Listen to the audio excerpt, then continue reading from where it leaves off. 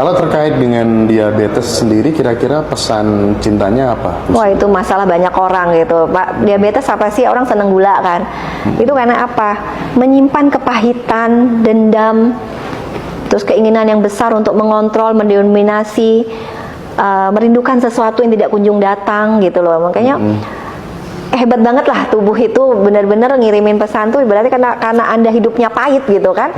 Jadi Anda butuh gula. Yang seharusnya gula itu kalau kita proses di dalam tubuh kita itu berjalan dengan sempurna, seberapapun banyaknya gula yang kita minum atau kita asup itu akan keluar dengan sendirinya yang tidak dibutuhkan. Itu sebenarnya, tapi karena hidup Anda pahit, itu diretensi gula itu.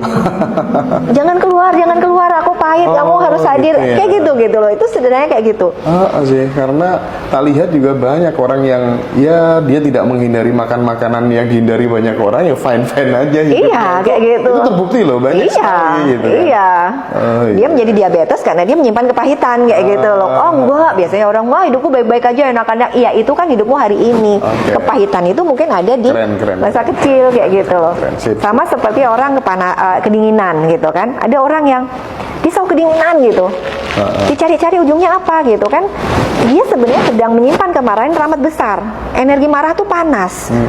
Jadi supaya di dalam tuh nggak matang semua ibaratnya, tubuh tuh memunculkan dingin. Itu sebenarnya homeostatis tubuh, kerennya tubuh gitu loh. Iya, sebaliknya orang yang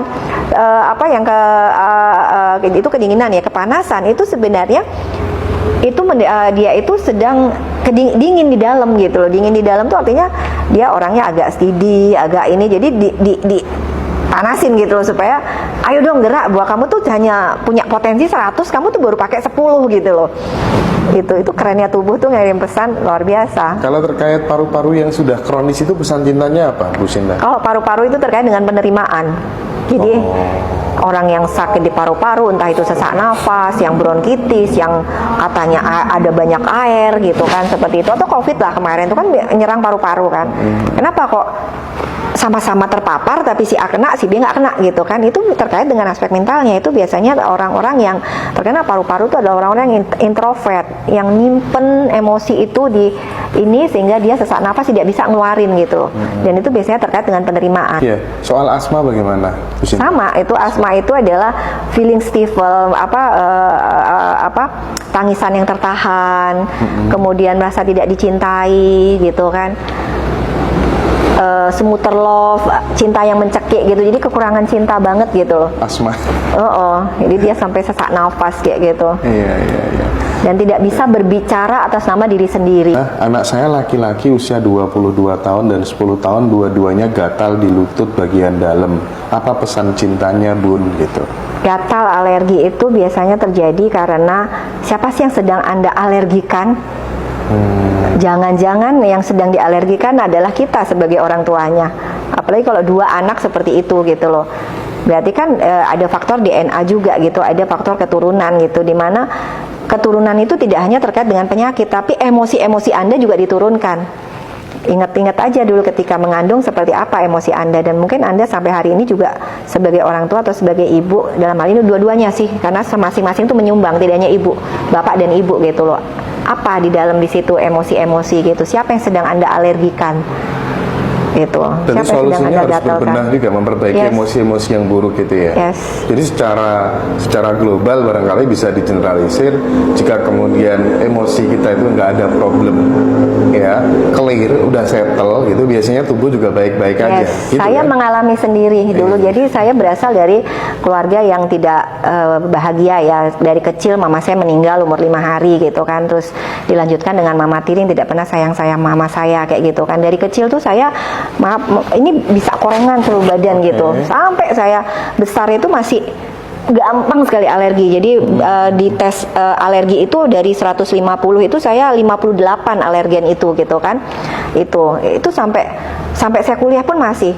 Tapi tidak jauh lebih membaik daripada saya di rumah. Jadi kalau udah pulang ke rumah itu gatel semua gitu. Jadi ya buat saya rumah bukan tempat yang bahagia dulu ketika masih kecil gitu kan. Itu adalah pengalaman masa kecil saya. Dan ketika saya di luar, ketika saya kuliah saya dari Lombok ya, dulu di kecil di Lombok gitu. Ketika saya kuliah di UNER itu nggak ada. Dan hari ini ketika saya sudah emosi-emosi itu sudah saya beresin gitu, ya nggak mudah gatel. Dulu udah ibarat dari dokter kulit, dari yang ecek-ecek sampai yang profesor udah pernah saya datengin, ya hanya dari krem ke krem nggak sembuh gitu. Udah obat minum lah apa nggak sembuh, sembuhnya cuma sebentar.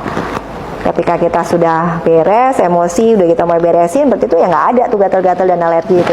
Gastritis gimana itu? Sama kayak tadi kan, GERD sama kayak mah kayak gitu ya, hidup gonjang-ganjing, banyak masalah, hidup Ininya seperti nggak stabil neraka, iya, kemrungsung, yes, kayak ya. gitu, nggak Hati-hati. tenang. Nah, asma itu bisa sembuh nggak sebenarnya sih, Bu Bisa. Sinta gitu? Bisa, Tapi tetap orangnya harus yakin gitu ya.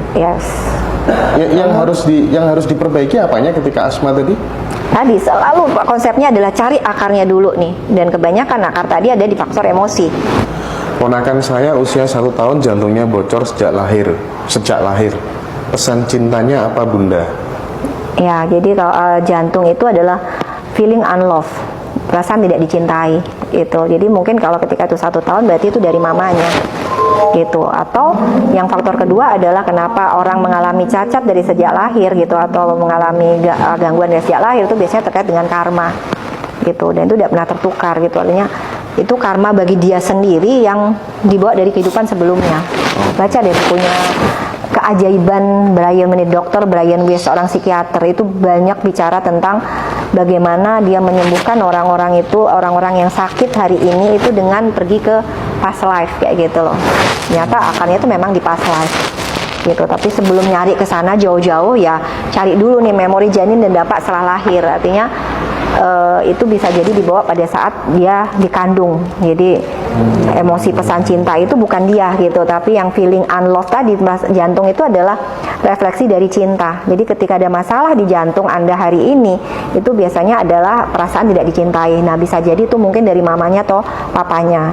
Nah, gimana ngobatinya? Ya dari mama dan papanya juga kayak gitu loh, tidak langsung ke anak gitu loh. Kan anak disuruh 1 tahun suruh meditasi nggak bisa gitu kan, tapi orang tua yang memberikan energi cinta itu yang nanti bisa, saya pernah punya kasus seperti itu anak itu orang tuanya konsisten meditasi, ngirimin cinta itu dan memaafkan diri sendiri gitu loh. Artinya dia mencari cinta itu, bahwa cinta itu bukan dari luar gitu loh. Selama ini kan kita merasa kekurangan cinta karena kita mencari dari luar gitu kan, entah itu dari suami, istri, orang tua gitu kan. Nah, cinta terus kita cari dalam diri gitu kan. Dalam diri bersama siapa? Bersama Tuhan tentu. Itu dapat, terus kemudian dia bisa alirkan ke anak, itu jantungnya nutup.